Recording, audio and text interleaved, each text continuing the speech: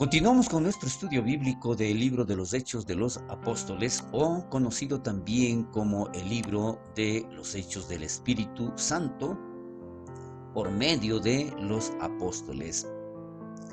Estamos en el capítulo 17 y ahora lo revisaremos la quinta parte con relación a los versículos 22 y 23, en donde Pablo comienza a hablar en la colina de Marte llamado el Areópago. Sabemos que aquí la cultura de los griegos era completamente diferente. Por lo tanto, los varones atenienses en todo observó que sois muy religiosos. Menciona Pablo en la palabra de Dios,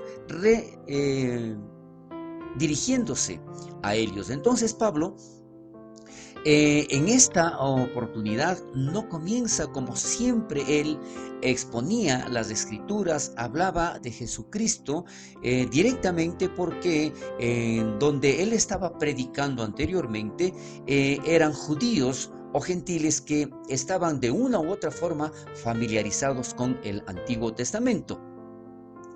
En esta ocasión entonces decía que Pablo empezó con referencias generales a la religión o a la costumbre que ellos tenían.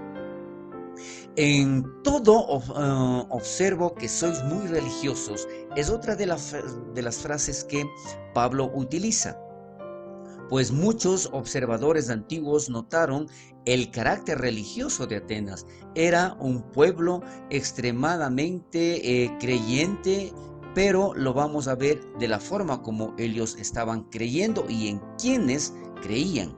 Y algunos pensaron que los atenienses eran los más religiosos de todas las personas.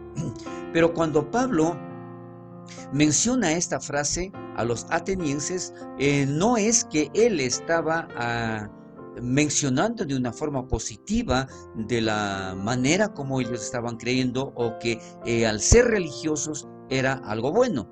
La religión puede alejar a uno de Dios, y si confiamos en una religión falsa, peor aún, tiene poco crédito de decir que son religiosos, porque el ser religiosos es creer en algo y mantener ese principio, pero basados precisamente en la palabra de Dios.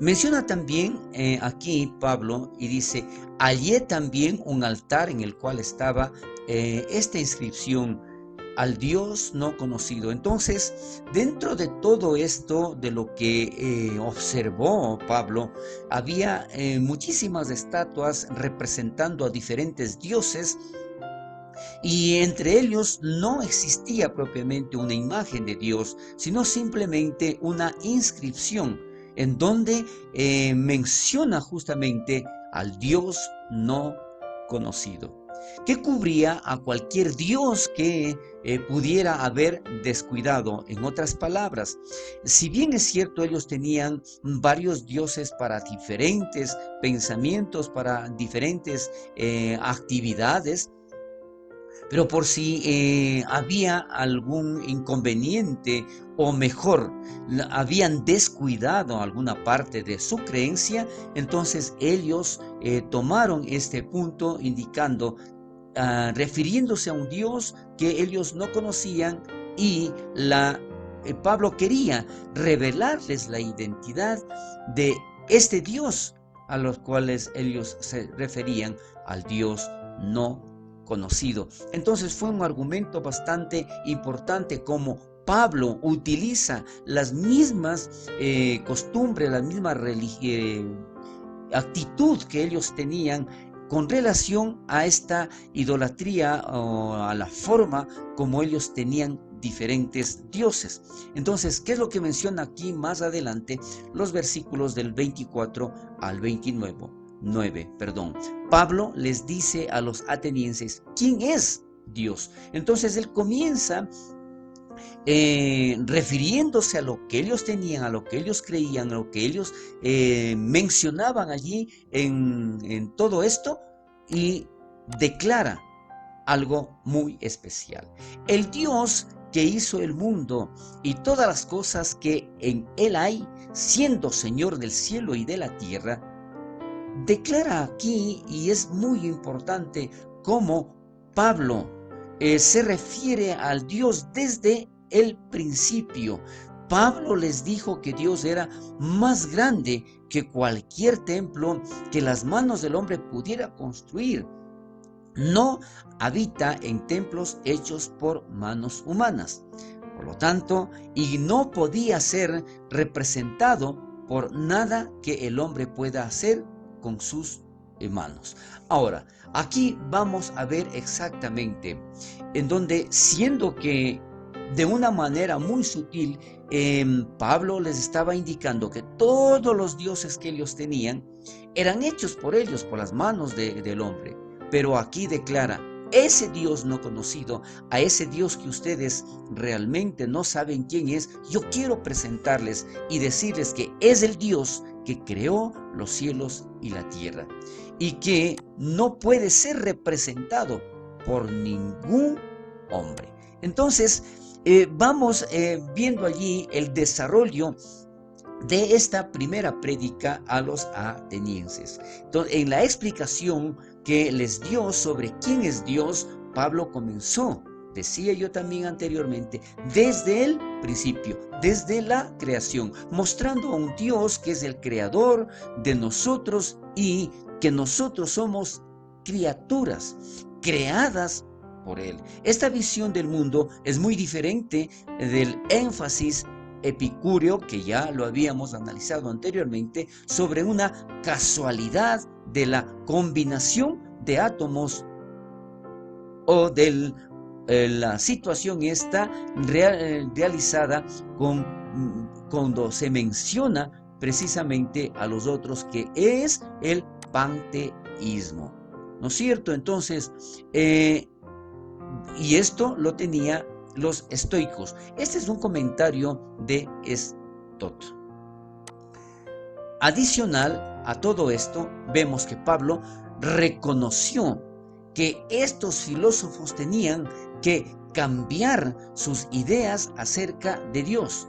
No estaba de acuerdo a lo que ellos estaban creyendo ya, consideraban las diferentes doctrinas, las diferentes creencias de los diferentes filósofos que ellos tenían.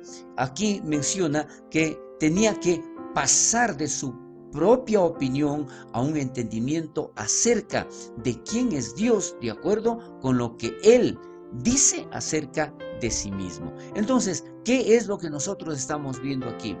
Pablo quería mostrarles que ellos en todo lo que estaban creyendo, de todo lo que ellos habían escuchado, había un error. Entonces había que cambiar toda esa manera de pensar. Pero ¿cómo hacerlo? Otra de las frases que Pablo utiliza y dice y de una sangre ha hecho todo el linaje de los hombres. Aquí Pablo les dijo que todos somos descendientes de Adán a través de Noé, y que existe un Dios que nos creó a todos y a quienes todos estamos obligados. Aquí esta palabra obligados significa el reconocer a Dios como el único Dios creador del universo. Entonces, como Dios nos creó a todos, debemos de buscar a Dios, debemos buscar a ese creador. Aunque ciertamente no está lejos de cada uno de nosotros, sabemos que Dios está cerca, pero la búsqueda es principalmente el reconocer a Dios como nuestro único creador. Aquí vamos viendo también adicionalmente que por qué en Él vivimos y nos movemos y somos la creación, porque el linaje suyo somos, ¿no es cierto? Entonces, ¿qué es lo que sucede? Aquí Pablo hace ver de una manera diferente a todas esas imágenes creadas por los atenienses. Estas dos citas que se menciona aquí y que Pablo los utiliza, los toma precisamente de poetas griegos, que atribuyen respectivamente a Epiménides el cretense, que esto lo escribió 600 años antes de Cristo, a quien Pablo cita nuevamente allá en el libro de Tito, capítulo 1, versículo 12, lo pueden ver, ¿no es cierto?, en donde se refiere también a algo que menciona allí dirigiéndose a los atenienses, de que ellos son unos mentirosos. Y también se refiere a otro que es Arato, que escribe también esta frase 310 antes de Cristo. Por lo tanto, aquí vamos a notar algo maravilloso y muy propio de Pablo al utilizar o al tratar de llegar a esa audiencia utilizando precisamente lo que ellos ya conocían, lo que ellos ya sabían de ciertos escritores, de ciertos filósofos griegos. Pero ¿con qué intención? Pablo no citó a estos hombres porque eran profetas o porque todas sus enseñanzas eran sobre Dios. No se trataba de eso. Lo importante, como decía, o la forma muy inteligente como el Espíritu Santo indudablemente le iluminó a Pablo, utiliza estas frases, dice, él lo citó porque estas palabras específicas reflejaban una verdad bíblica. Y al usarlas podría construir un puente en su audiencia pagana para que ellos no se sientan completamente ofendidos o mencionando que ellos estaban errados. Utiliza estas frases de estos filósofos que los atenienses conocían para llegar precisamente a lo que está escrito, y como aquí dice, construir ese puente entre lo que él estaba transmitiendo a lo que ellos creían. Por lo tanto, acá se menciona, dice que siendo pues linaje de Dios, no debemos pensar que la divinidad sea semejante a oro o plata o piedra, escultura de arte y de imaginación de hombres. Acá igual, de una forma muy inteligente, menciona lo que ellos estaban haciendo y considerando que todas sus estatuas hechas de oro, plata o piedra o esculturas de arte, ¿no es cierto?, eran simplemente la imaginación del hombre, pero no era de Dios. Pablo les habló de nuestra responsabilidad con Dios por ser su linaje. Como somos su linaje, somos responsables de tener las ideas correctas acerca de Dios. Y, por lo tanto, debemos rechazar la idea de que el oro o la plata o la piedra puedan representar a Dios. ¿Qué estaba diciendo aquí Pablo con esto?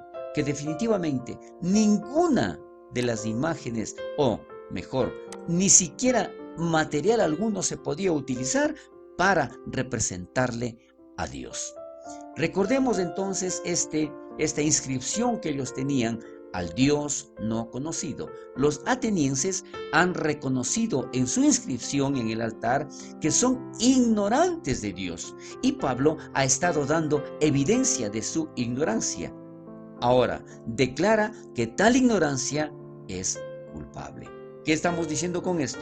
Que definitivamente ellos tienen que cambiar, ellos tienen que mejorar su manera de pensar, pero basándose en una realidad, basándose en la Biblia, presentándole a un Dios todopoderoso, a un Dios que no se le puede representar con esculturas ni ningún material, como lo dije anteriormente. Entonces es muy importante que nosotros aquí nos demos cuenta la forma como Pablo trata de unir o de que ellos no se sientan ofendidos por sus creencias, y como decíamos, eran tan religiosos que podían rechazarla inmediatamente. Lo hace de forma inteligente. Hasta aquí nuestro estudio, y seguiremos la semana que viene con más referente a esto.